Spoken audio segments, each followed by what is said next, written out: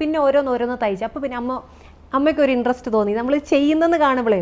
അപ്പോൾ അച്ഛൻ പറഞ്ഞു കൊടുക്കുമെന്ന് പറയും. അപ്പോൾ അമ്മ പറയും ഇങ്ങനെയാണ് ഇത് ചെയ്യേണ്ടത് എന്ന് പറഞ്ഞു തന്നിട്ട് പിന്നെ നമ്മൾ ഓരോന്നോരോ ചെയ്യാൻ തുടങ്ങി.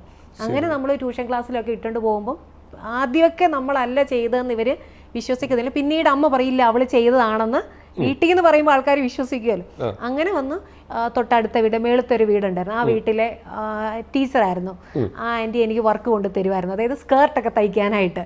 ഇത് 7ാം ക്ലാസ്സിൽ പഠിക്കുമ്പോൾ ഞാൻ 7ാം ക്ലാസ്സിൽ പഠിക്കുന്ന സമയത്ത് സ്കേർട്ട് തയ്ച്ചു കൊടുക്കുകയും ഓൾട്രേഷൻസ് ഒക്കെ ചെയ്തു കൊടുക്കുകയൊക്കെ ചെയ്യും. അത് നമുക്ക് 5 രൂപ കിട്ടും.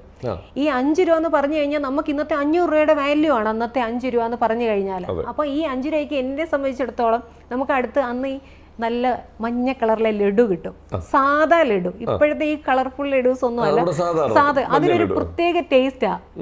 അപ്പൊ ഇത് നമുക്ക് ഈ ഒത്തിരി മധുരമുള്ള സാധനങ്ങളൊന്നും വീട്ടിൽ നിന്ന് അങ്ങനെ ഇപ്പോഴത്തെ വായിലെല്ലാം വരുന്നത് ഓർക്കുമ്പോൾ അന്നത്തെ ആ ഒരു സമയത്തോട്ട് പോകും. ഞാനങ്ങനെ മധുരം ഉപയോഗിക്കുന്ന ഒരാളല്ല ഇപ്പം. പക്ഷെ ഇപ്പോഴും എനിക്ക് ആ നമ്മുടെ പഴയ ആ നോർമൽ ലഡു കണ്ടാൽ എനിക്ക് അത്ര ഇഷ്ടമാണ്. അപ്പൊ ഇത് അന്ന് 2 രൂപ 2.5 രൂപ ഒരു ലഡുവിന്. അപ്പൊ ഈ 5 രൂപ കിട്ടി 2 ലഡു വാങ്ങിക്കാന്നല്ല, വീട്ടിലെ ചെലവിന് കൊടുക്കാനോ കാര്യങ്ങൾക്കോ ഒന്നും അല്ല. നമുക്ക് ഈ ലഡു വാങ്ങിക്കുക. അതുപോലെ തന്നെ നമ്മുടെ ഈ ചെറിയ മുട്ടായി ഉണ്ടല്ലോ, അതായത് 1 രൂപയ്ക്ക് 10 മുട്ടായി കിട്ടും. ഇതൊക്കെ വാങ്ങിക്കുക. അതായത് നമ്മുടെ സാധാരണ പത്ര പേപ്പറിൽ ഇത് പൊതിഞ്ഞിട്ട് ഇതൊക്കെ വാങ്ങിക്കുക എന്നുള്ളത് നമുക്ക് അന്നത്തെ ഒരു ഇഷ്ടം.